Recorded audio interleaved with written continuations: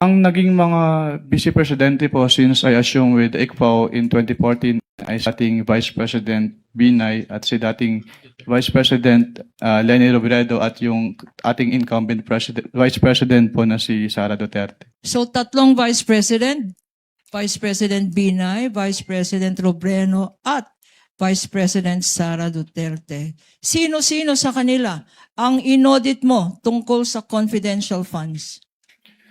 Ang buhat po nung nag-assume ako nung 2014, tanging si Vice Presidente Sara Duterte lang po yung aking na-audit na may Bakit, confidential fund. Bakit, Mr. Witness? Bakit Vice President Sara Duterte lang ang inaudit mo ng confidential funds? Dahil po, since nung nag-assume po ako ng 2014 sa ICFAO, wala pong naging appropriation for confidential funds si dating Vice President Binay at si dating Vice President Robredo. Tanging si Vice President Sara Duterte lang po yung nagkaroon ng appropriation for the confidential funds.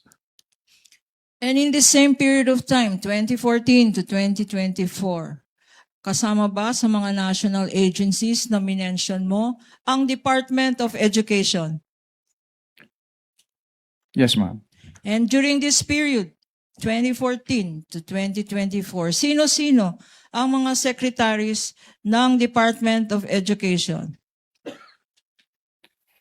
Sa pagkakaalala ko po, ang mga naging DepEd secretaries po ay dating Secretary Luistro, dating Secretary Briones at ang ating Vice Presidente in her concurrent capacity as the DepEd Secretary during that time po. At sino sa tatlong ito? Sino-sino sa mga secretary ng DepEd ang inaudit mo for confidential funds? Tanging si Vice Presidente Sara Duterte lang po as the DepEd Secretary. Bakit, Mr. Witness? Dahil siya lang po yung naging DepEd Secretary na nagkaroon ng confidential funds ang DepEd. Ang naging mga Vice Presidente po since I assume with ICFAO in 2014 ay si dating Vice President Binay at si dating Vice President Leni Robredo at yung ating incumbent Vice President po na si Sara Duterte. So tatlong Vice President Binay, Vice President Robredo at Vice President Sara Duterte. Sino-sino sa kanila ang inaudit mo tungkol sa confidential funds? Ang buhat po nung nag-assume ako nung 2014, tanging si Vice Presidente Sara Duterte lang po yung aking na-audit na may Bakit, confidential fund. Bakit, Mr. Witness? Bakit Vice President Sara Duterte lang ang inaudit mo ng confidential funds? Dahil po, since nung nag-assume po ako ng 2014 sa ICFAO, wala pong naging appropriation for confidential funds si dating Vice President Binay at si dating Vice President Robredo. Tanging si Vice President Sara Duterte lang po yung nagkaroon ng appropriation for the confidential funds. And in the same period of time, 2014 to 2024, kasama ba sa mga national agencies na minention mo ang Department of Education? Yes, ma'am.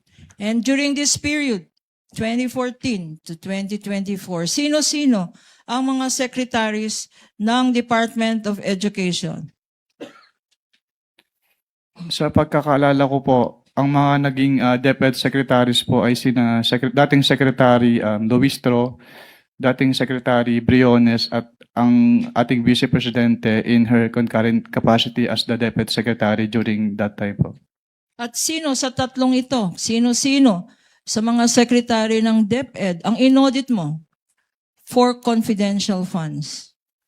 Tanging si Vice Presidente Sara Duterte lang po as the DepEd Secretary. Bakit, Mr. Witness? Dahil siya lang po yung naging DepEd Secretary na nagkaroon ng confidential funds ang DepEd. Ang naging mga Vice Presidente po since I assume with ICFAO in 2014 ay si dating Vice President Binay at si dating Vice President Leni Robredo at yung ating incumbent Vice President po na si Sara Duterte. So tatlong Vice President Binay, Vice President Robredo at Vice President Sara Duterte. Sino-sino sa kanila ang inaudit mo tungkol sa confidential funds? Ang buhat po nung nag-assume ako nung 2014, tanging si Vice Presidente Sara Duterte lang po yung aking na-audit na may Bakit, confidential fund.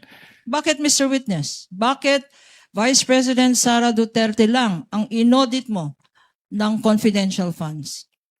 Dahil po, since nung nag-assume po ako ng 2014 sa ICPAO, wala pong naging appropriation for confidential funds si dating Vice President Binay at si dating Vice President Robredo. Tanging si Vice President Sara Duterte lang po yung nagkaroon ng appropriation for the confidential funds. And in the same period of time, 2014 to 2024, kasama ba sa mga national agencies na minention mo ang Department of Education? Yes, ma'am. And during this period, 2014 to 2024, sino-sino ang mga secretaries ng Department of Education? Sa pagkakaalala ko po, ang mga naging DepEd secretaries po ay dating Secretary Luistro, dating Secretary Briones at ang ating Vice Presidente in her concurrent capacity as the DepEd Secretary during that time po. At sino sa tatlong ito, sino-sino sa mga secretary ng DepEd ang inaudit mo for confidential funds? Tanging si Vice Presidente Sara Duterte lang po as the DepEd Secretary. Bakit, Mr. Witness?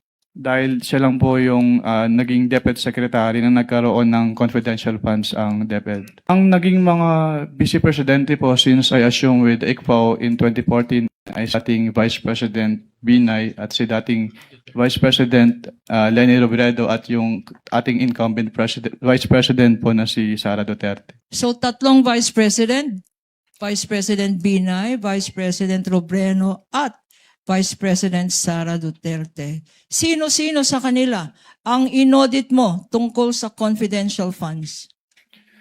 Ang buhat po nung nag-assume ako nung 2014, tanging si Vice Presidente Sara Duterte lang po yung aking na-audit na may Bakit, confidential fund. Bakit, Mr. Witness? Bakit Vice President Sara Duterte lang ang inaudit mo ng confidential funds? Dahil po, since nung nag-assume po ako ng 2014 sa ICPAO, wala pong naging appropriation for confidential funds si dating Vice President Binay at si dating Vice President Robredo. Tanging si Vice President Sara Duterte lang po yung nagkaroon ng appropriation for the confidential funds. And in the same period of time, 2014 to 2024, kasama ba sa mga national agencies na minention mo ang Department of Education? Yes, ma'am. And during this period, 2014 to 2024, sino-sino ang mga secretaries ng Department of Education?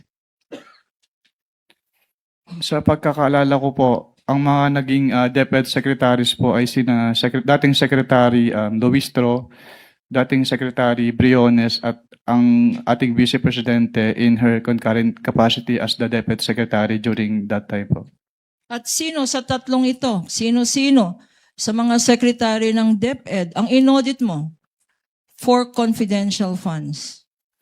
Tanging si Vice Presidente Sara Duterte lang po as the DepEd Secretary. Bakit, Mr. Witness? Dahil siya lang po yung naging DepEd Secretary na nagkaroon ng confidential funds ang DepEd.